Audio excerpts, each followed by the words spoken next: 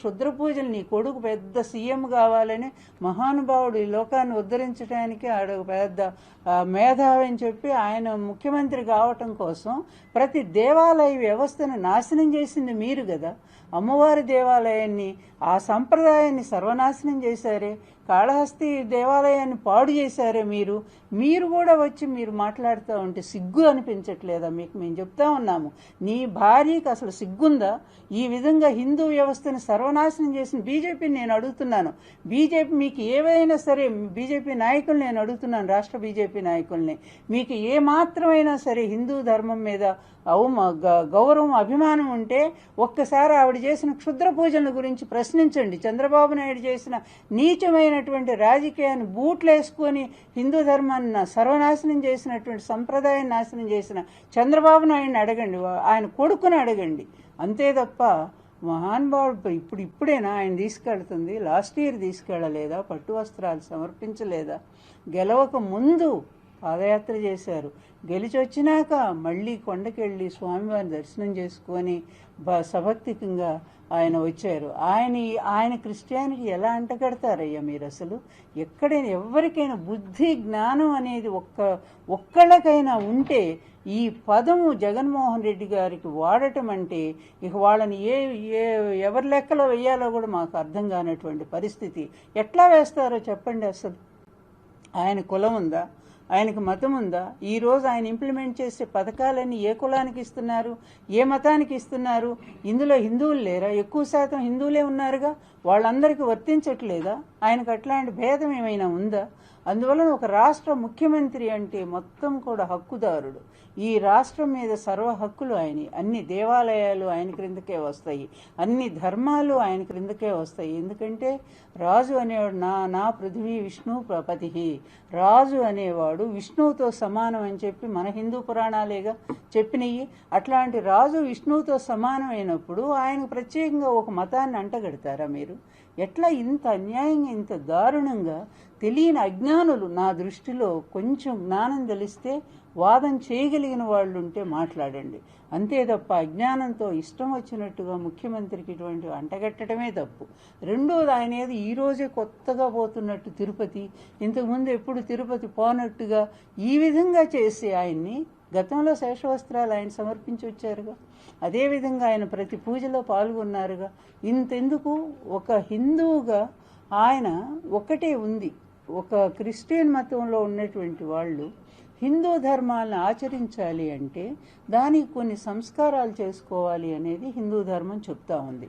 ఆ సంస్కారాల పర్వాన్ని కంప్లీట్గా పూర్తి చేసుకునే ఏకైక వ్యక్తి జగన్మోహన్ రెడ్డి గారు. ఎట్లాగంటారేమో, మీకు స్వరూపానంద స్వామి గారు తీసుకెళ్ళి గంగానదిలో ఆయనకి స్నానం చేయించి 3 మునకలేయించి ఆ రోజే ప్రదక్షిణలు చేయించినప్పుడే ఆయన హిందువుగా పూర్తిగా మారిపోయారనే సత్యాన్ని మీరు మర్చిపోవద్దు.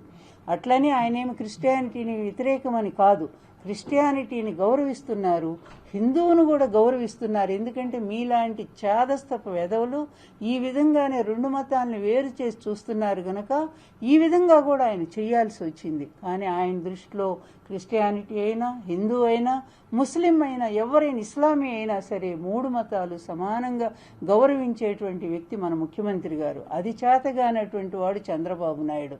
అందుకే మీ ప్రజలందరూ కలిసి నిన్ను దూరంగా పెట్టారు. అయినా కూడా ఇట్లా నీచమైన పనికి మాలినటువంటి ఏమన్నా పనికి వస్తాయో ఇవి జనానికి? ఏ మతం అయితే ఏంటయ్యా, ఏ దేవుడు పూజ చేస్తే ఏంటయ్యా? ఇవేమన్నా అవసరమా ఈరోజు సమాజానికి ఏది అవసరం? విద్య కావాలి, వైద్యం కావాలి, అదేవిధంగా సమాజం ముందడుగు వేయాలి, ఆర్థికాభివృద్ధి సాధించాలి.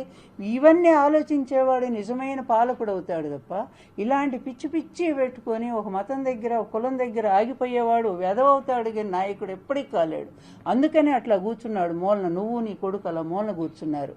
ఈరోజు మా ముఖ్యమంత్రి రోజు రోజు ఎదుగుతూనే ఉన్నాడు. ప్రజల మనసుల్లో ఆయన ఒక గాఢమైన స్థానం సంపాదిస్తూనే ఉన్నాడు. అందువల్ల ఆయనకి డిక్లరేషన్ ఏంటయ్యా? ఆయనకు డిక్లరేషన్ ఎందుకు ఇవ్వాలి అసలు? ఆయన వెళ్ళి నేను క్రిస్టియన్ని, అందువల్ల నేను హిందువుగా నేను వచ్చాను అభిమానంతో అని చెప్పి డిక్లరేషన్ ఇవ్వాలా? ఎన్నిసార్లు వెళ్ళినటువంటి మనిషిని ఎవరు ఇంతమంది, కొన్ని లక్షల మంది రోజు వెంకటేశ్వర స్వామి దర్శించుకుంటా ఉన్నారు. ఈ లక్షలాది మందిలో ఇష్టమైనటువంటి వాళ్ళు ముస్లిమ్స్లో చాలామంది వెంకటేశ్వర స్వామి భక్తులు ఉన్నారు. ఎప్పుడూ కూడా తిరుపతి దేవస్థానం అడగలేదే, మీరు ఏ మతం, మీరు ఏ కులం, డిక్లరేషన్ ఇవ్వండి అని చెప్పి వచ్చే భక్తుల్ని ఇంతవరకు ఆటంకపరిచిన సన్నివేశం మనం ఇంతవరకు చూడలేదే. మరి అట్లాంటిది వాళ్ళకే లేనిది ముఖ్యమంత్రికి ఉంటుందా డిక్లరేషన్? ఇట్లాంటి చాదస్త మాటలు బీజేపీ మాట్లాడినా మరో స్వామీజీ కాదు, మాకు చాలా కోపం వస్తూ ఉంది. అతను స్వామీజీ కాదు, వేషం మాత్రమే. ఏదో శంకరాచార్య చెప్పినట్టు కాషాయాంబర్ బహుకృత వేష పశ్యన్నపిచిన పశ్యన్మూఢో ఉదర నిమిత్తం బహుకృత వేష. తిండి కోసం మీరు కావాలని 10 మందిని అడుక్కోండి, వెళ్ళి బతకలేకపోతున్నామని.